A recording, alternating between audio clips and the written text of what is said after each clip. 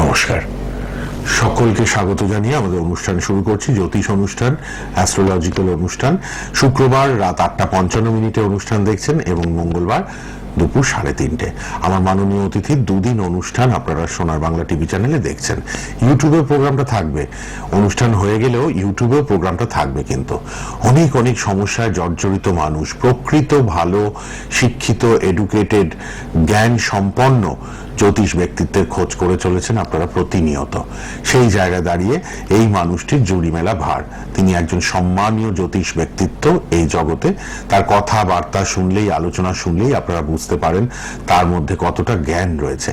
আপনারা ভালো জ্যোতিষ অনুষ্ঠানের দিকে তাকিয়ে থাকেন। সবার জন্য এই সুন্দর অনুষ্ঠান। আপনারা সবাই অনুষ্ঠানে যারা দেখছেন আপনারা ফোন করতে পারবেন। আপনাদের সমস্যা তো রয়েছে আমি জানি, ঘরে ঘরে অনুষ্ঠানে যারা দেখেন তারা কিন্তু নানাবিধ সমস্যায় জর্জরিত। তাদের জন্য ফোন নাম্বার খোলা থাকবে 7998040396, 79980403996। অবশ্যই কিন্তু এই নাম্বারটি আপনাদের জন্য খোলা থাকবে। গড়িয়াহাট চেম্বার দক্ষিণ কলকাতায় সবাই জানেন, অনেক মানুষ বুকিং করে আসেন। আর হাওড়া বালিতে চেম্বার। আর মায়াপুর, ইসকন মায়াপুর খুব পুণ্যভূমি, আপনারা জানেন আমরা পশ্চিমবঙ্গে মানুষরা গর্বিত। মায়াপুর ইসকন আমাদের পশ্চিমবঙ্গে, তাই সেখানেও কিন্তু তাকে পাবেন। অনেক ভক্তরা আছেন তো ওখানে থাকেন, যা দেখেন, তাদেরও ওখানে কিন্তু অবশ্যই দেখানোর সুযোগ থাকবে। আলাপ করাবো, তিনি উপস্থিত। আর বিবাহ নিয়ে আলোচনা, বিয়ের ব্যাপারে তো আলোচনা শুনতেই হবে। বিবাহ নিয়ে অনেক সমস্যা, বিয়ে হতেও সমস্যা, বিয়ের পরেও সমস্যা। তো কূট বিচার করলেই কি সব হয়ে যায়? অনেকেই তো কূট বিচার করে বিয়ে দিচ্ছেন, তারপরেও দেখা যায় নানান অশান্তি, ভাঙন। তো তিনি কিন্তু সেটা আজকে আলোচনা করবেন। এই যে বিয়ের মাসগুলো চললে, বিয়ে যাদের হচ্ছে খুব আনন্দ, কিন্তু যাদের হচ্ছে না, অনেক চেষ্টা করছেন, অনেক সম্বন্ধ দেখছেন, বিয়ে হচ্ছে না, তাদের আবার মনটা ভারাক্রান্ত হয়ে যায়, পিতা মাতার বা বড়দের বা পাত্রপাত্রী নিজের। এই ব্যাপারটা নিয়ে আলোচনা করতে অনুরোধ করেছি তাকে, তিনি বলবেন। এবং দ্বিতীয় সপ্তম রিলেশন, এটা কতটা ভাইটাল, কতটা গুরুত্বপূর্ণ সবটাই জানবো। কেননা তিনি, আমি বারবার বলছি, জ্ঞানী গুণী মানুষ। কিন্তু 25 বছরের অভিজ্ঞতা তার, এবং জ্যোতিষ শাস্ত্রের উপর গবেষণা করে চলেছেন, আজও গবেষণা করছেন। নারী জ্যোতিষ, যেটি চন্দ্রকোলা নারী, তার উপর তার জ্ঞান কিন্তু অসাধারণ। তাই তার বিচার অনবদ্য। এবং অনেক কিছু বলবো। তিনি পরাশরীয় পদ্ধতি অনুযায়ী ত্রিস্তর পদ্ধতিতে বিচার করে থাকেন, এবং জন্মছক, বর্গছক, গোচর বিচার এবং বর্গফল এবং হোরারির মাধ্যমে বিচার করে শুভাশুভ ফল দিয়ে থাকেন। তাই মানুষ জানেন, চেনেন। কেননা নতুন তো তিনি নন, তিনি 25 বছরের অভিজ্ঞতা সম্পন্ন এই জগতে।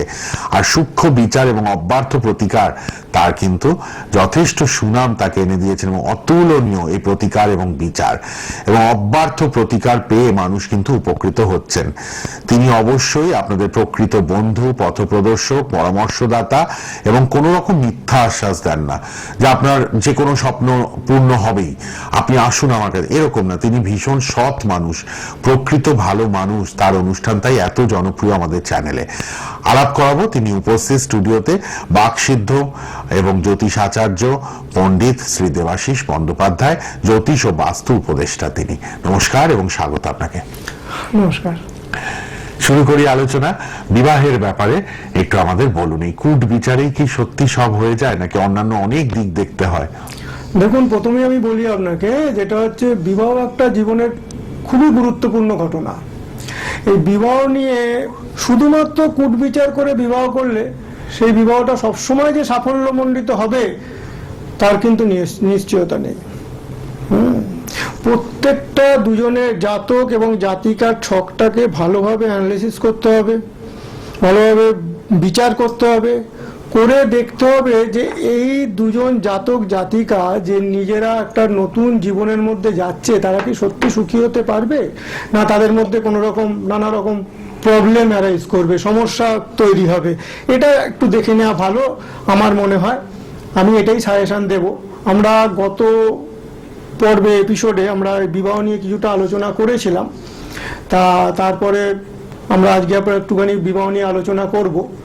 তা প্রথমেই আমরা আলোচনা করব যে দ্বিতীয় সপ্তম, যেটা আপনি বললেন, তা দ্বিতীয় পতি যদি, দ্বিতীয় লর্ড যদি সপ্তম হাউসে অবস্থান করে, তাহলে কি তার ফলাফল হতে পারে। প্রথমেই আমরা দেখি যে জাতক কিন্তু একটা ডাক্তার হওয়ার খুব সম্ভাবনা থাকে যদি দ্বিতীয় পতি সপ্তম ঘরে অবস্থান করে। কিন্তু যদি কোনো পাপক গ্রহ, যদি কোনো ম্যালেফিক প্ল্যানেট, পাপক গ্রহ যদি সেই সপ্তম ঘরে অবস্থান করে এবং দ্বিতীয় পতির সঙ্গে সে যুক্ত হয়, তাহলে কিন্তু স্বামী এবং স্ত্রী দুজনেই কিন্তু ব্যভিচারী হওয়ার খুব সম্ভাবনা। দুজনের ক্যারেক্টারটা খুব সন্দেহজনক হবে। এবং দুজনে এই যে তাদের সেন্সুয়াল প্লেজার, মানে কি বলবো, কামুক পরিতোষ, এটা ফুলফিল করার জন্য প্রচুর খরচা করবে। আচ্ছা, কাজে এরকম যদি কানেকশন হয়, এরকম দেখা যায় যে প্রচুর অশান্তি তৈরি হয় এবং বিবাহ বিচ্ছেদের দিকেও কিন্তু চলে যায় সম্পর্ক। একদম একদম। কাজে এটা খুব ভালোভাবে দেখতে হবে। কিন্তু দ্বিতীয় পতি সপ্তম ঘরে যদি খুব ভালো পজিশনে থাকে, ভালো পজিশন মানে কি, ধরুন সপ্তম পতি খুব স্ট্রং আছে এবং নিজের যে ক্ষেত্র, যে ওন হাউস, সেখানে বসে আছে এবং সেখানে সে দ্বিতীয় পতির সঙ্গে যুক্ত হয়েছে, তাহলে কিন্তু জাতক প্রচুর সম্পদের একটা প্রবাহের মধ্যে থাকবে। তাহলে সে কিন্তু প্রচুর সম্পদ প্রবাহের মধ্যে থাকবে, সে নিজে প্রচুর মানে খ্যাতি সম্মান এসব অর্জন করবে। এবং শুধু তাই নয়, সে যদি বিজনেস স্টার্ট করে বা বিজনেসম্যান হয়, ব্যবসায়িক হয়, সে কিন্তু আস্তে আস্তে প্রচুর ব্যবসায়ের এটা বৃদ্ধি পাবে। শুধু মানে তার নিজের অঞ্চলে নয়, পুরো ভারতবর্ষ জুড়ে তার ব্যবসা হওয়ার হবে এবং ইন্টারন্যাশনাল মার্কেটেও তার ব্যবসা হওয়ার চান্স ফ্যাক্টর থাকবে। কাজে এইটা মানে প্রচুর প্রচুর পরিমাণ তাকে সাহায্য করবে এই যোগটা।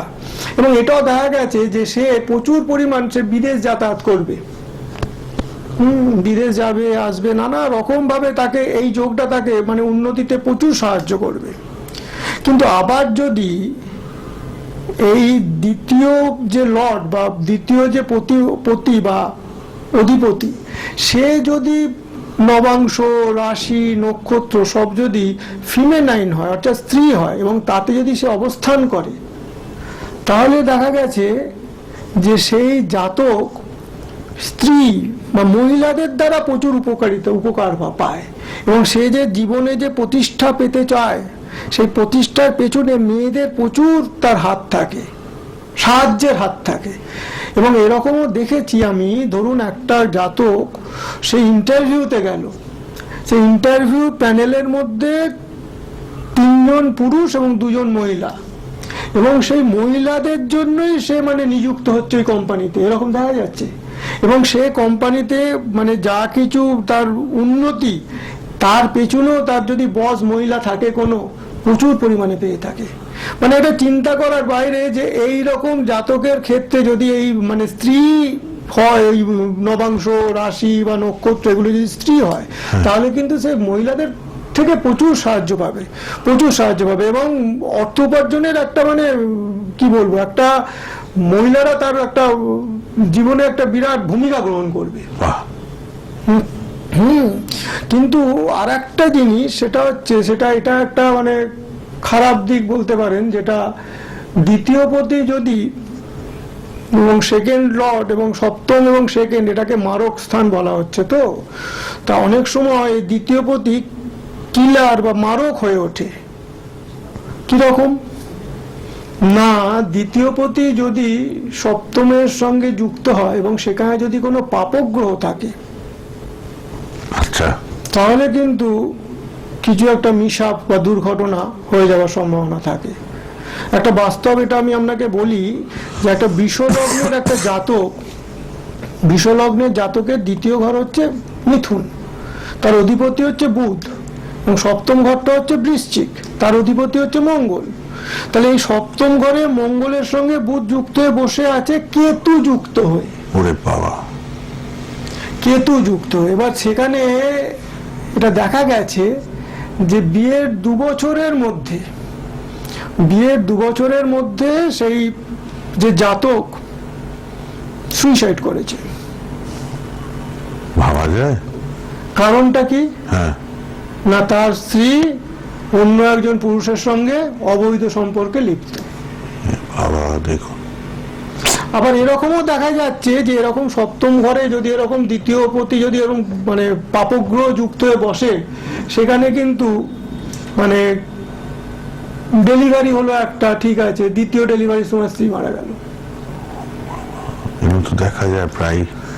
এরকম দেখা যাচ্ছে। সেই কারণেই আমার বক্তব্য বা আমার যে এইরকম যখন বিবাহের যখন একটা পরিস্থিতি, তা বিবাহ দিতে গেলে জাতক জাতিকা শুধুমাত্র কূট বিচার করে নিলাম ওখানে এত নাম্বার পেয়েছে তাহলে বেশ ভালো, হ্যাঁ। এই ব্যাপারটা আমার মনে হয় ঠিক নয়। না। বাকি দিকগুলো বিচার করতে হবে, বাকি দিকগুলো খুব ইম্পর্টেন্ট। তার মধ্যে আজকে এটা আলোচনা করলাম যে সেকেন্ড লর্ড যদি সপ্তম হাউসে বসে তার তাহলে পজিশনটা কি হবে। হ্যাঁ, তাহলে আমাদের দেখতে হবে যে সেই সপ্তম লর্ডের সঙ্গে যে সেকেন্ড হাউস বসে আছে এটা কি খুব একটা পাপপীড়িত জায়গায় হয়ে আছে কিনা, খুব ম্যালিফিক মানে এফেক্ট হয়ে আছে, অ্যাফ্লিক্টেড হয়ে আছে কিনা, মানে সেই জায়গাটা খুব খারাপ, এক কথায় খুব খারাপ আছে কিনা, আমাদের এটা প্রথমেই দেখে নিতে হবে। আমরা যদি এগুলোকে ভালোভাবে না দেখি তাহলে কিন্তু আমাদের ভুল হয়ে যাবে বিবাহের ক্ষেত্রে। কারণ সেকেন্ড লর্ডটা এমনই একটা, সেকেন্ড থেকে পয়সা করি শুধুমাত্র আসবে ঠিক কথা, এবং বিবাহের দ্বারা আসতে পারে, কারণ সেকেন্ড লর্ড হচ্ছে ধনস্থান ওটা, এবং সেটা বসলে সেখান থেকে এই যে আগে আমরা বললাম যে খুব যদি নিজের গ্রহ হয়, নিজের স্বক্ষেত্র হয়, সপ্তম ঘর যদি খুব স্ট্রং হয় তাহলে হয়তো সেই জাতক প্রচুর উন্নতি করছে, প্রচুর উন্নতি করছে, তারপরে ব্যবসায়িক ক্ষেত্রেও প্রচুর উন্নতি করছে, তার একটা মানে সম্পদের প্রবাহের মধ্যে সে থাকছে। কিন্তু সম্পদের প্রবাহের মধ্যে থাকলেও তার বাকি এগুলো দেখতে হবে যে কোনো রকম কিছু ম্যালিফিক দৃষ্টি দিয়েছে কিনা, বা সে ওখানটা পাপ মুক্ত কিনা, এগুলো দেখতে হবে। কারণ যেগুলো বললাম, এই যে সুইসাইড করেছে বলুন বা ডেলিভারির ক্ষেত্রে বলুন, যে উদাহরণগুলো দিলাম আমি, প্রত্যেকটা ক্যারেক্টার কিন্তু ডাউটফুল, প্রত্যেকটা ক্যারেক্টার কিন্তু প্রশ্নের বাইরে নয়। হ্যাঁ, কাজেই বিবাহ জিনিসটা তো একটা একদিনের ব্যাপার নয়, একটা পুরো সম্পূর্ণ জীবনের ব্যাপার। একটা স্বামী এবং স্ত্রী দুজন দুজনের সঙ্গে ভালোভাবে জীবন যাতে কাটাতে পারে তার ব্যাপার। তা সেখানে যদি এরকম ধরনের অ্যাক্টিভিটি হয়, কেউ অন্যান্য জায়গায় সম্পর্ক স্থাপন করছে, ইললিগাল রিলেশনশিপ হচ্ছে, কাজে বিয়েটার জায়গাটা গন্ডগোল তৈরি হবে। সেই সুখটা কি আর তাদের মধ্যে থাকবে? এটা একটা আমার প্রশ্ন। কাজে এখানে একমাত্র করতে হবে, ভালোভাবে বিচার করতে হবে। সেরকম একটু আধটু প্রবলেম থাকলে রেমেডির মাধ্যমে অনেক কিওর হয় না যে একদম তা না। তা রেমেডির তো একদম ম্যাজিক্যালি কিছু করতে পারে না, একটা রেমেডি নিলাম আর ম্যাজিক করে দিলাম এরকম কিছু নয়, কিন্তু কিছু কিছু সব প্রচুর ভালো ফল দেয়, প্রচুর ভালো ফল দেয়, এবং কিছু কিছু ক্ষেত্রে তো মিডিয়াম দিল, কিন্তু একটা রেমিডিয়াল একটা গার্ড একটা নিয়ে নেওয়া দরকার আছে। এরকম পরিস্থিতি বা এরকম যদি হয়েও যায় কারো ফিউচার, মানে না দেখে শুনে বিয়ে করে ফেলেছে, তাদের এরকম চলছে, তখন তো একটা কিছু তার প্রতিকারের ব্যাপার এসে যাবেই, এবং করে নেওয়া দরকার আছে। এটা হলো মেন কথা। আর সেকেন্ড আর একটা জিনিস, সেকেন্ড হাউস হচ্ছে মানে house of attraction. House of attraction, এইখানে দেখা যায় যে কেউ যদি কোন কারোর প্রেমে পড়ে, তা প্রেমে পড়ার আগে তাকে কি করতে হবে না, প্রেমে পড়ার আগে তার প্রতি অ্যাট্রাকশন ফিল করতে হবে, আকর্ষণ অনুভব করতে হবে, তবে না তার প্রেমে পড়বে। কিন্তু এই যে প্রেম হলো, মানসিক লেভেলে তাদের মধ্যে একটা সম্পর্ক স্থাপন হলো, কিন্তু দেখা যাচ্ছে যে এই যে দ্বিতীয় হাউস যদি সপ্তম ঘরে থাকে, হ্যাঁ, তাহলে কিন্তু এই প্রেমটা খুব খুব একটা মানে যৌন এতেই চলে যাবে, সেক্সুয়াল অ্যাক্টিভিটির মধ্যেই থাকবে। হ্যাঁ, কাজে আজকে তো এই বিয়ের ব্যাপারে আর বেশি কথা বলা যাচ্ছে না, আবার পরের বিয়েতে আমরা আসবো যখন আমরা বিয়ের ব্যাপারে কথা বলবো। হ্যাঁ, তো আজকে তো প্রোগ্রাম এখানেই শেষ করতে হচ্ছে, প্রোগ্রামটা তো একদম শেষের দিকে। আপনারা জ্যোতিষ আচার্য বাকসিদ্ধ পণ্ডিত দেবাশিস বন্দ্যোপাধ্যায়ের সঙ্গে ফোনে কথা বলুন। ফোন নাম্বারটা লিখেছেন তো সবাই? এত জ্ঞানীগুণী পণ্ডিত মানুষ, দেখলেন তো কত সুন্দর ডিপে গিয়ে গভীরে গিয়ে আলোচনা করলেন বিবাহর স্তর নিয়ে। আরো ধাপে ধাপে আলোচনা শুনবেন আপনারা বিভিন্ন বিষয় নিয়ে। 7998040396 এ যোগাযোগ করুন। হোরারি বিচার করেন, যাদের ডেট অফ বার্থ নেই তারাও যোগাযোগ করুন, একমাত্র তিনি কিন্তু হোরারি বিচার করে সব বলে দেবেন। যাদের date of birth time of birth নেই তারা ভয় পাবেন না। গড়িয়াহাট চেম্বার আছে, হাওড়া বালি চেম্বার আছে, আপনারা আসুন, যোগাযোগ করে নিন। আর মায়াপুরেও চেম্বার আছে। ভালো থাকবেন। আজকে একদম সময় শেষ। শুক্রবার রাত 8:55, মঙ্গলবার রাত দুপুর 3:30 অনুষ্ঠান দেখবেন। ভালো থাকবেন, ধন্যবাদ। শেষ